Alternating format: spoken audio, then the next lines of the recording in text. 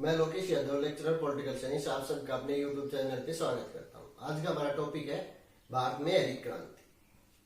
भारत में हरित क्रांति की शुरुआत सन 1967-68 में इसको प्रारंभ करने का श्रेय अमेरिकी कृषि वैज्ञानिक, नोबेल पुरस्कार विजेता नॉर्मन बोरलॉग को जाता है, जिसको हरित क्रांति का पिता भी माना जाता है। भारत में इसका जनक एम.एस. स्वामीनाथन को माना जाता है। तीसरी योजना अवधि 1961 से 66 के दौरान भारत सरकार ने खाद्यान्न समस्या का तकनीकी हल खोजने का प्रयास शुरू किया।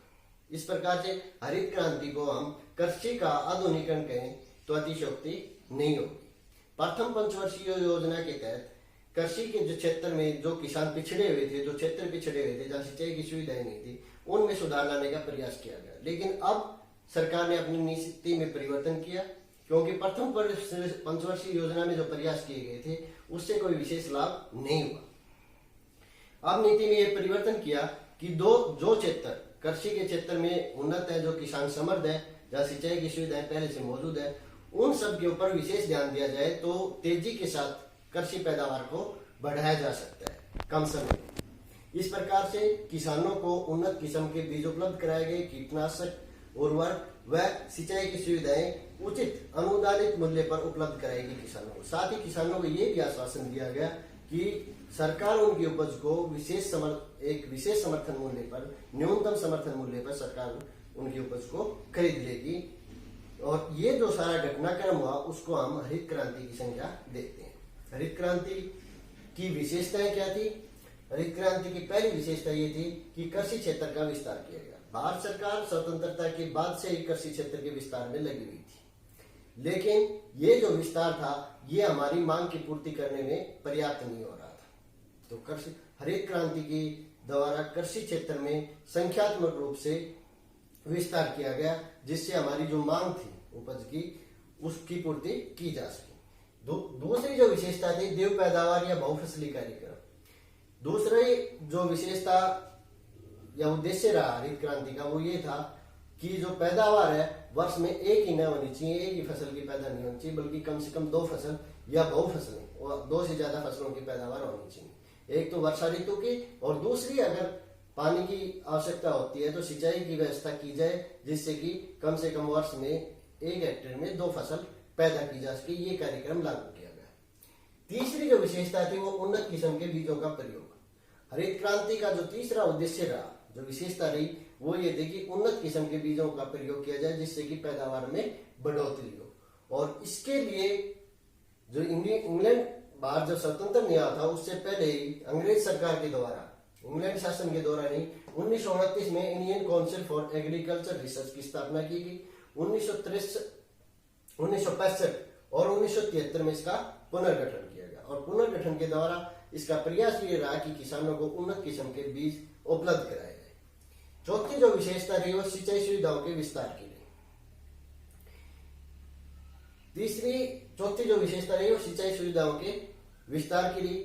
इसके द्वारा ये कोशिश की गई कि वर्षा का जो पानी है जो वैसे ही बह जाता था, उसके लिए बड़े बड़े तालाब बनाए गए, और नदियों के ऊपर बड़े बड़े डैम बना करके जो गैर सिंचित क्षेत्र था, जहाँ सिंचाई की सुविधाएं नहीं थी, वहां सिंचाई की सुविधाओं की व्यवस्था की गई, ताकि जो पहले के जो उद्देश्य बताए देव पैदावार या बहुफसली कार्यक्रम, उसको सफल किया जा सके।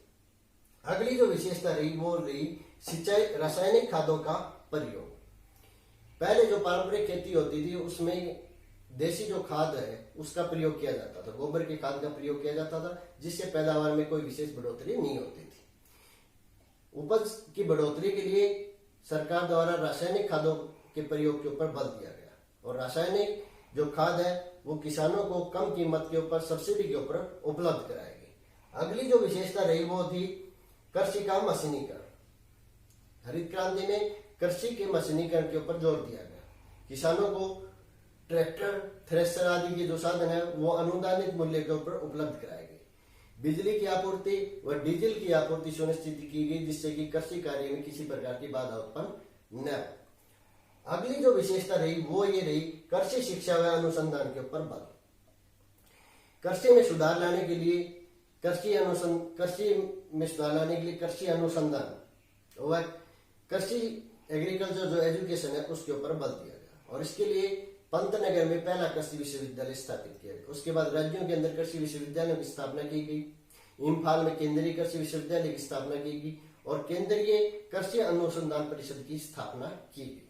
तो ये तो थी हरित क्रांति की विशेषताएं या हरित क्रांति के उद्देश्य। अब है हरित क्रांति के परिणाम। हरित क्रांति के परिणाम क्या निकले, तो इसको हम दो भागों में बांट सकते हैं, हरित क्रांति के सकारात्मक परिणाम व नकारात्मक परिणाम। पहले हम सकारात्मक परिणाम लेंगे। सकारात्मक परिणाम क्या रहे? सकारात्मक परिणाम, पहला जो सकारात्मक परिणाम ये रहा कि भूमि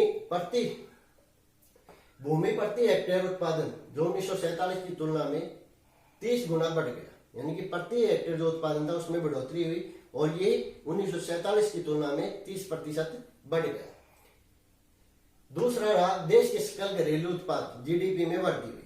तीसरा जो इसका सकारात्मक परिणाम रहा वो ये रहा कि औद्योगिक विकास को बढ़ावा मिला, रोजगार के अवसर बढ़े और जिससे ग्रामवासियों का जो जीवन स्तर है उसमें गुणात्मक सुधार देखा गया।